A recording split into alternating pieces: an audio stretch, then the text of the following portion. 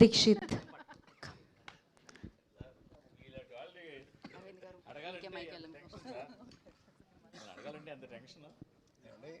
అడగాలంటే ఎంత టెన్షన్ ఎందుకు? మీరు ఎవరినైనా అడిగేస్తారు. ఇదిగా సార్, ఈ కథ మీరు ఎప్పుడో లాంగ్ బ్యాక్ విన్నాను అన్నారు. మన ధీరజ్ గారి ఇంటర్వ్యూలో కూడా అదే చెప్పారు. లాంగ్ బ్యాక్ విన్న కథని తిరిగి మళ్ళీ ధీరజ్ దగ్గరికి వచ్చి ధీరజ్ గారు మీ దగ్గరికి వచ్చింది. అదే ఈ కథ నేను విన్నాను అన్నారు. అసలు మీకు అంత నచ్చిన కథ మొదట్లోనే అప్పుడే వచ్చినప్పుడు ఎందుకు దాన్ని ఎందువల్ల వెనక్కి వెళ్ళిపోయి మళ్ళీ ఈ విధంగా రావాల్సి వచ్చింది? మధ్యలో ఫస్ట్ వెబ్ ఒరిజినల్గా తీద్దామని అనుకుని మొదట్లో విన్నానండి. విన్నప్పుడు ఒక బడ్జెట్ ఏదో అనుకున్నాం. దానికి దీన్ని మంచి సినిమాగా అలా తీయడం ఇది కరెక్ట్ కాదు, మంచి యాక్టర్స్ కావాలి, దీన్ని సినిమాగానే తీద్దాం అని అప్పుడు పాజ్లో పెట్టాం. ఆ సినిమాగానే తీద్దాం అనుకున్నప్పుడు అప్పుడప్పుడు ఈయన కనపడుతున్నారు, నేను అడుగుతూనే ఉన్నాను. ఈ మధ్యలో ఇద్దరం తీద్దామని ఇంకో కథ మీద కూడా వర్క్ చేశాం. దానికన్నా ఈ కథ బాగుంటుంది కదా అని దీన్ని తీసుకున్నాం. అట్లా జరిగింది అది. సో జరగాల్సి ఉంది అట్లాగా. సరే, మీరు ఇప్పుడు ఈ స్టేజ్ మీద మిమ్మల్ని చూస్తుంటే ఆ మధ్యన ఓ స్టేజ్ మీద బండ్ల గణేష్ మీ గురించి మంచిగానే మాట్లాడుతున్నా కొంచెం లాస్ట్ మినిట్లో వచ్చి క్రెడిట్ తీసుకుంటారు అనేది మళ్ళీ గుర్తుకొస్తుంది. మీరు ఆ మాటలకి బాగా ఫీల్ అయ్యారని ఇన్సైడ్ వర్గాలు పోగట్ట మీరు ఎంతవరకు వీరే ఉంటారు? నేను ఈ సమాధానం చెప్పడానికి నాకు స్థాయి ఉంది, చెప్పట్లేదు. అరవింద్ గారు సార్ ఇందాక చాలామంది సార్ వాళ్ళందరూ ఏంటంటే వాళ్ళందరూ మాకు ఏంటంటే నేబర్స్ లాంటి వాళ్ళు. రోజు పొద్దున్నే కనపడుతూ ఉంటారు, పొద్దున్న సాయంత్రం ఆఫీస్కి వెళ్ళేటప్పుడు. మీరేంటంటే గెస్ట్ ఎప్పుడో కానీ రారు, పైగా దూరం చుట్టూ అనమాట, అంత గమ్మున దొరకరు. చెప్పండి. సీట్లన్నీ వేసారు, నేను సెంటర్ సీట్ తీసుకున్నాను. సార్ అది గీతార్ట్స్ అంటే 50 years లెగసీ.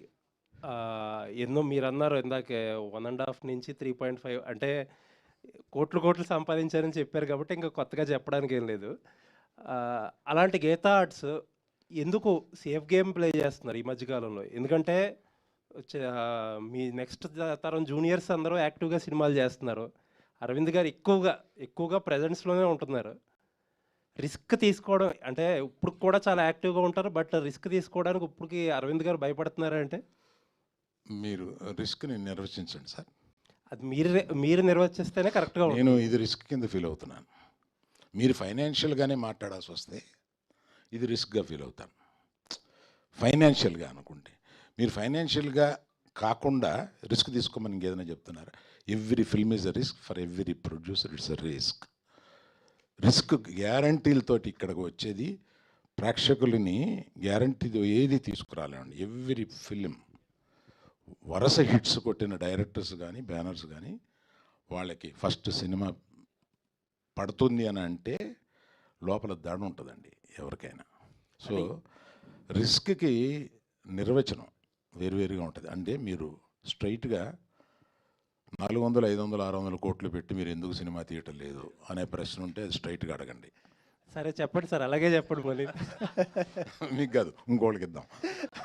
లేదు చెప్పండి, చెప్పాకనే వేరే వాళ్ళకి ఇస్తా బైక్.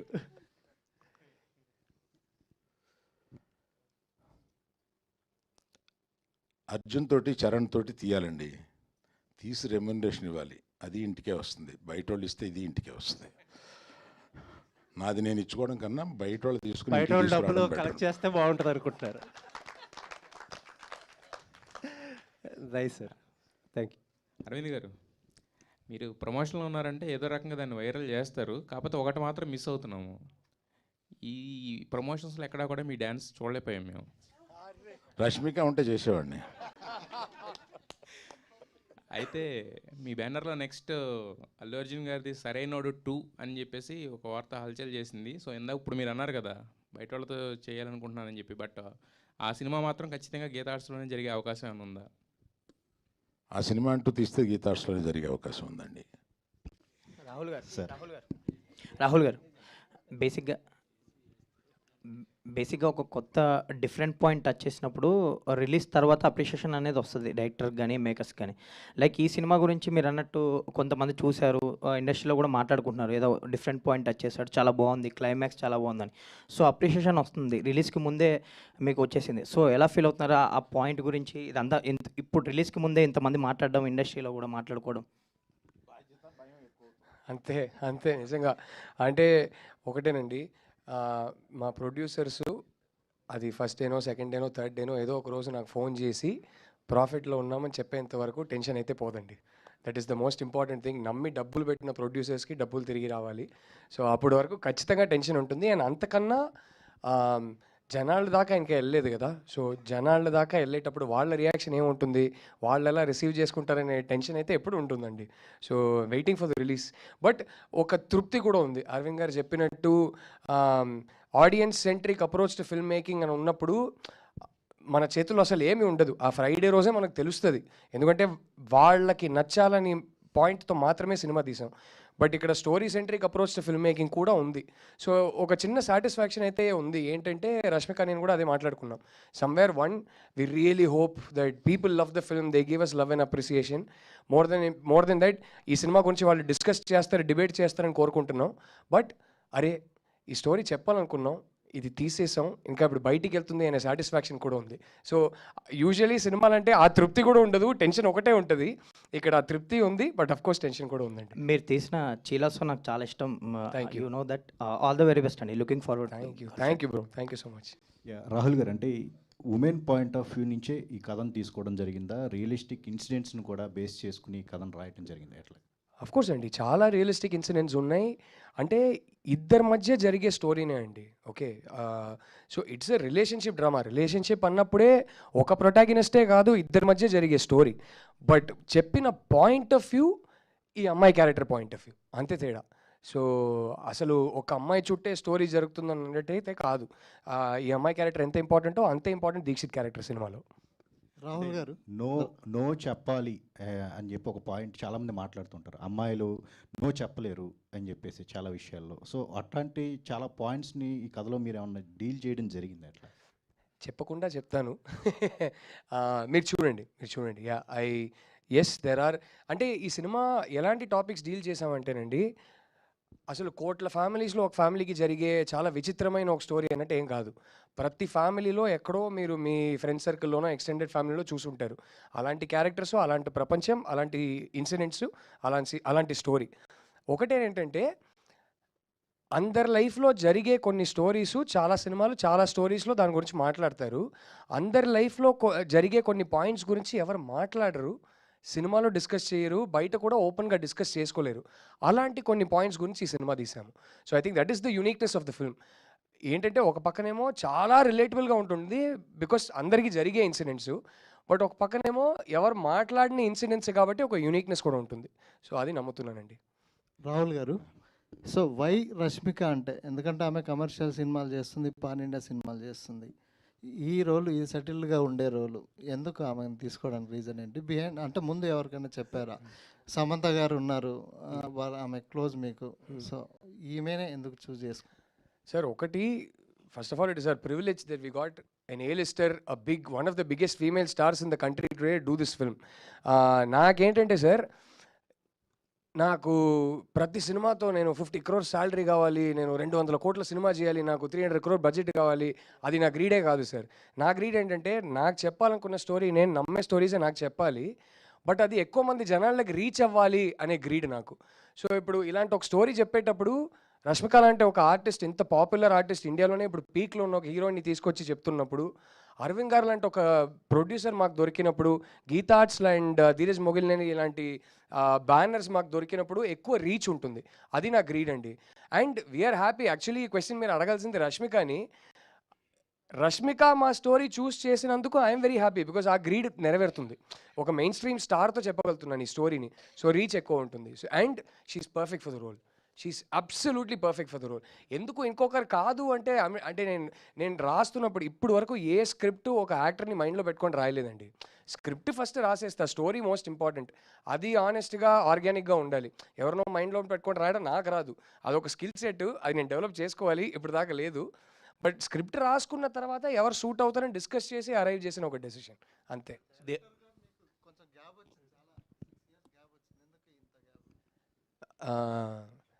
సార్కి ఒక చాలా famous Indian super star son ఉన్నారు. ఆయన ఒక సినిమాలో మంచి డైలాగ్ చెప్తారు, గ్యాప్ ఇవ్వలేదు వచ్చిందని, అంతే, అదే జరిగింది. ధీరజ్ గారు ఈ క్వశ్చన్ ప్రొడ్యూసర్ ధీరజ్కి కాదు, డిస్ట్రిబ్యూటర్ ధీరజ్కి. సార్ జనరల్గా అంటే సినిమా ఇంకా అయిపోయింది, ప్రమోషన్స్ అయిపోయినాయి ఆల్మోస్ట్, ఒక రోజులో రిలీజ్, ఇంకా మేబీ రేపు ప్రీమియర్ కూడా వెళ్తారు అనుకుంటా మీరు. సో ఒక బిగ్గెస్ట్ ఫీమేల్ సూపర్ స్టార్ ఉన్నారు మీకు సినిమాలో, కంటెంట్ కూడా అరవింద్ గారి దగ్గర నుంచి అందరూ కూడా స్టాంప్ వేసి పంపించారు, మంచి కథ అని ఊరిస్తున్నారు. మీరు ఇప్పుడు వరకు ఇచ్చిన కంటెంట్లో, మీరు చేసిన ప్రమోషన్స్లో ఎంతవరకు సక్సెస్ఫుల్గా సినిమాని ఆడియన్స్లోకి తీసుకెళ్ళామని అనుకుంటున్నారు? డిస్ట్రిబ్యూటర్గానే చెప్పండి, ప్రొడ్యూసర్గా వద్దు. అంటే మేము చేయాల్సిన ఎఫర్ట్, మేము పెట్టాల్సిన ఎఫర్ట్ మ్యాక్సిమం పెట్టాం సార్. బట్ నేను ఒకటి బిలీవ్ చేసేది ఏంటంటే, మేము చేసే ప్రమోషన్తో రీచ్ ఎంత వెళ్తుంది కన్నా సినిమా ఒక షో పడితే దాని రీచ్ 100 times ఉంటుంది అనేది ఫస్ట్ నుంచే నా నమ్మకం సార్.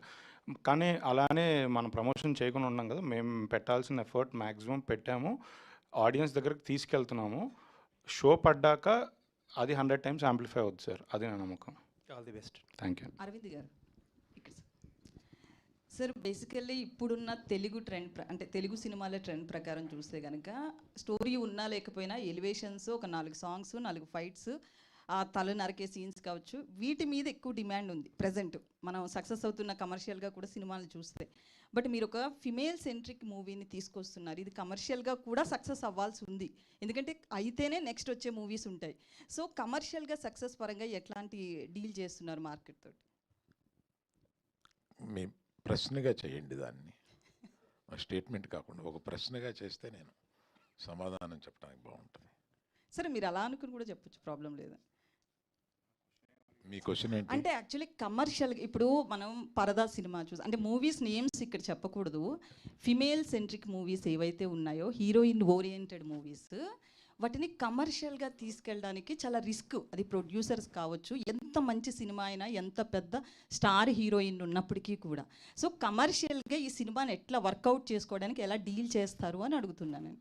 మీరు కోర్టు సినిమా చూశారు కదా, కమర్షియలా కాదు, కంటెంట్ నచ్చింది. కంటెంట్ నచ్చి కనెక్ట్ అయితే తప్పనిసరిగా చూస్తారని నమ్ముతాం. That's all. Okay, great. Rahul గారు, సో ప్రజెంట్ ఏదైతే జనరేషన్ ఉందో వాల్యూస్ పరంగా చాలా తగ్గుతుంది అనేది, ఇటు ఫ్యామిలీస్ పరంగా కావచ్చు, బయట లవర్స్ అన్న ఎవరైనా కానీ ఉంది, ఆ టాక్ అనేది వినిపిస్తుంది కదా మనకి. సో ఇప్పుడున్న జనరేషన్కి వాల్యూస్ పరంగా ఎట్లా యూజ్ అవుతుంది అంటారు? ఎందుకంటే ఇదంతా కూడా విమెన్ సెంట్రిక్ లాగే అనిపిస్తుంది వన్ సైడ్లో, బట్ ఆయన రోల్ని మనం పక్కన పెట్టలేము. అది లాస్ట్లో హీరోయిన్ నో చెప్తుందా లేకపోతే ఏమవుతుంది అనేది పక్కన పెడితే వాల్యూస్ పరంగా ఎలా ఉండబోతుంది? ఈ సినిమా ఏ టైప్ సినిమా అంటే, ఈ సినిమా డీల్ చేసే టాపిక్స్ ఎలాంటిదంటే 10 ఏళ్ళ ముందు కూడా రెలవెంట్, ఇవాళ కూడా రెలవెంట్, నాకు తెలిసి 10 ఏళ్ళ తర్వాత కూడా రెలవెంట్ ఉంటుంది. కొన్ని టాపిక్స్ ఒక అమ్మాయి ఒక అబ్బాయి మధ్యలో ఉన్న రిలేషన్షిప్లో కొన్ని టాపిక్స్ కాంటెక్స్ట్ ఎలా ఉంటాయంటే, ఒక 5 yearsకి ఒకసారి జనరేషన్ బట్టి మారుతూ ఉంటుంది. కొన్ని టాపిక్స్ ఎలా ఉంటాయంటే అది ఎప్పటికీ మారవు. ఈ సినిమా ఎప్పటికీ మారని ఆ టాపిక్స్ గురించి. So I don't think that will be an issue for us. And ఈ జనరేషన్స్కి వాల్యూ తగ్గుతుందని అయితే నేను చెప్పనండి. అంటే ఒక్కొక్క జనరేషన్కి ఒక కల్చరల్ కాంటెక్స్ట్ వేరే ఉంటుంది, వాళ్ళ మైండ్ సెట్టే వేరు. సో మన జనరేషన్లో ఉన్న కొన్ని వాల్యూస్ వీళ్ళకి పోయాయి అనిపించినప్పుడు వాల్యూస్ తగ్గిపోయాయని అనుకుంటాం, బట్ వాళ్ళ మైండ్ సెట్ వేరు. I think we should first make an effort to understand them rather than judge them. So it is a film that doesn't judge this generation at all. It tries to understand them. So sir, Aravind garu, మీరు అడిగిన దానికి extension చెప్తాను. Question is very good. ప్రతి ఇంట్లోనూ 10 ఏళ్ల క్రితం, 20 ఏళ్ల క్రితం, 10 సంవత్సరాల తర్వాత కూడా జరిగే విషయాన్ని ఇదివరకు మాట్లాడుకునే వాళ్ళం కాదు, ఇవాళ మాట్లాడుకుంటున్నాం, రేపు ఎలుగెత్తి మాట్లాడతాం. ఆ రేపు ఎలుగెత్తి మాట్లాడేది ఇవాళ మేము మాట్లాడుతున్నాం, అంతే. అంటే రాహుల్ గారు ఇప్పుడు సార్ చెప్పారు కాబట్టి, అంటే ఇది ఎక్కడైనా జరిగిన సంఘటన సార్, అంటే ఏదన్నా దీనికి రీజన్ ఏంటి? సార్ అంటే నేను హాస్టల్లో ఉన్నప్పుడు ఒక చిన్న ఇన్సిడెంట్ జరిగింది, బట్ దానికి సినిమాకి ఇప్పుడు సంబంధం లేదు. ఆ ఇన్సిడెంట్ అనేది నా కథకి సీడ్ అంతే. అక్కడ నుంచి ఒక థాట్ ట్రిగర్ అయ్యి అది కంప్లీట్లీ ఒక ఇమాజినరీ స్టోరీగా ఫామ్ అయింది. సో ఈ మొత్తం సినిమా ఒక జరిగిన ఇన్సిడెంట్ మీద బేస్డా అంటే కాదండి. సార్ అరవింద్ సార్, మొన్న ట్రైలర్ లాంచ్లో మీరు విజయ్ దేవరకొండ గారిని ప్రీ రిలీజ్ ఈవెంట్కి తీసుకొస్తారన్నారు, కానీ ఈ ఈవెంట్ చేయట్లేదు, ఎందుకు సార్? రష్మిక రానప్పుడు విజయం వస్తాడండి. రష్మికకి విజయ్ అలా కాదు కదా సార్, మీరు విజయ్ దేవరకొండ గారిని తీసుకొస్తా అని చెప్పారు. సక్సెస్ ఫంక్షన్ తీసుకొస్తామండి. రష్మిక హీరోయిన్ కనుక ఆయన్ని పిలిస్తే రెలవెంట్గా ఉంటుందని అనుకున్నాను. ఆమె లేనప్పుడు ఇంక రెలవెన్స్ ఏముంది. Okay sir. విజయ్ గారు, అదే గీతా గోవిందం కాంబినేషన్ కాబట్టి. పర్టికులర్గా మా బ్యానర్కి వాళ్ళిద్దరి కనెక్షన్ ఉంది కాబట్టి దాని మీద మాట్లాడుతున్నాను. రెలవెన్స్ అంటే మీరు మీ అర్థం తీసుకోకండి. అంతేనా సార్? సార్ మేము విన్నాం అంతే. విన్నారు. అంటే సరే, ఒకసారి మమ్మల్ని అందరు కూడా అల్లు స్టూడియోకి తీసుకెళ్లారు అప్పుడు లాంచింగ్ అప్పుడు. ఆ వర్క్ ఎంతవరకు అయిపోయింది సార్? ఇక్కడ ఎప్పుడు ఇక్కడే జరుగుతున్నాయి ఈవెంట్? మన సంభాషణ గర్ల్ ఫ్రెండ్ తోటి ఆపుదామండి. అది ఎత్తితే దానికి నేను త్వరలో ఒక పెద్ద ప్రెస్ మీట్ అది పెట్టబోతున్నాను. నేను చేయబోయే అదర్ దెన్ సినిమా ఇంకేయో చేస్తున్నా, అందుకని అవన్నీ పెద్ద ప్రెస్ మీట్ పెట్టి నేషనల్ ప్రెస్లో మాట్లాడతాను. ఓకే. విజయ్ గారు, గీతా ఆర్ట్స్ని మీ చేతుల్లో పెట్టడం ఎలా ఫీల్ అవుతున్నారు? బాధ్యతగా ఫీల్ అవుతున్నారా, బరువుగా ఫీల్ అవుతున్నారా, ఎలా ఉంది అసలు? బిట్ ఆఫ్ బోత్ అండి. రెస్పాన్సిబిలిటీ ఉంది, నర్వస్నెస్ ఉంది. బట్ అరవింద్ గారు ఉన్నారు, వాసు ఉన్నారు. So I think I have an advantage. Actually చెప్పాలంటే గీతా ఆర్ట్స్ అంటే సక్సెస్కి మారిపోయారు. ఎగ్జాక్ట్. దాన్ని ఆ లెగసీని కంటిన్యూ చేయాలంటే అందుకనే ప్రెషర్ అండి. విద్యా గారు, ఇది ఉమెన్ సెంట్రిక్ మూవీ అనేది నో డౌట్. సో మీరు ఎక్కడ కనెక్ట్ అయ్యారు, ఎందుకు కనెక్ట్ అయ్యారు ఈ సినిమాకి? ఇది ఉమెన్ సెంట్రిక్ మూవీ అయినా అండి, I actually have a 17-year-old son. So ఇప్పుడు చాయిస్ లేదు but to become friends with children. వాళ్ళతో అలా ఉంటేనే what's happening in their life అని తెలుస్తుంది. ఇదివరకు 4 పీకి నోరు మూసుకుంటే వాళ్ళు మూసుకోరు ఇప్పుడు. So when you talk to them and they talk about girls, I feel I have a responsibility how they look at women, and the respect they give them and the way they treat them. I have a 5-year-old daughter also. So వాళ్ళ conversations నుంచి actually ఎంత ఓపెన్గా ఉన్నారు ఈ generation compare to my generation అనేది మనకు కూడా అర్థం అవుతుంది. And how open they are and relevant to the current things and how they take care of వాళ్ళ స్కూల్లో ఫ్రెండ్స్ కానీ, వాళ్ళ చెల్లెళ్ళు కానీ, వాళ్ళ అక్కలు కానీ వాళ్ళు ఎలా చూసుకుంటున్నారు అనేది కూడా it is our responsibility. So I feel it is just not a women-centric movie. I think it is a very powerful value they'll get from the movie. మీ కథ మీ రియల్ లైఫ్కి ఎంతవరకు రిలేట్ అవుతుంది? 100% you will relate and you will see a friend, a sister, a brother. మీకు అది తగలకుండా అయితే ఉండదు, అది 100% guarantee. Thank you ma'am. Aravind garu, Aravind గారు, రాంబాబు ఇక్కడ ఉన్నారు, ఇట్స్ లెఫ్ట్ సైడ్. రాంబాబు గారు చేయలేదంటే లేట్గా వచ్చారు. ఆయన ఇక్కడ నిలబడాలనుకున్నాను. Yes, thank you sir. Sir మీకు ఇప్పుడే రష్మికకి మీ బ్యానర్కి ఉన్న అనుబంధం చెప్పారు సార్. ఇంటర్వ్యూస్లో మీ డైరెక్టర్ అండ్ ప్రొడ్యూసర్ ఏం చెప్పారంటే ఈ సినిమాతో ఆవిడ గ్యారెంటీ నేషనల్ అవార్డు వద్దని ఎక్స్పెక్ట్ చేస్తున్నారు. మీ ఎక్స్పెక్టింగ్ ఏంటి ఈ సినిమా చూసిన తర్వాత? తప్పనిసరిగా ఆమెకి నేషనల్ అవార్డు వస్తుందని, ఆ ఫంక్షన్ నేను అటెండ్ అవుతానని అనుకుంటున్నాను. Super. Dikshit, yeah, Vikram character ద్వారా మీ లైఫ్ మీద ఎంతవరకు ఇంపాక్ట్ ఉంది? ఈ సినిమా ద్వారా మీరు ఏం నేర్చుకున్నారు?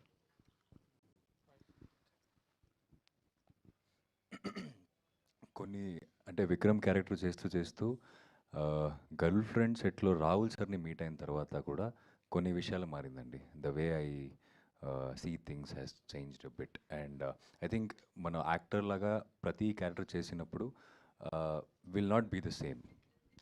There will be some takeaway from the characters we do. I think Vikram had those things, Andy.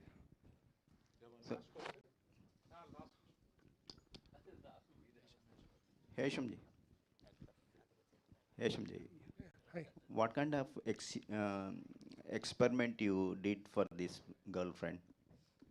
I think it was very easy process working with Rahul Garu because the emotion he was trying to convey through the characters was purely romantic, and the conflicts that is happening in the film. So all the 4 songs that has the last song is going to come out today, which you all heard. Every song is very romantically and deeply written, lyric-wise and melody-wise. So it was a very straightforward process. But having said this, after I watched the film, just like everyone has said, I'm actually in the world of Vikram and Bhuma. So music is only one aspect of the film, and I think Rahul has done a phenomenal job in making this into a cinema for the next couple of years, which everyone will be talking. I'm glad to be part of the project. No, it was a very straightforward process. Yeah. Thank you. Thank you, media, for your questions, and thank you so much, team. And yes, save the date, November 7th, the girlfriend, like me, Amalandarni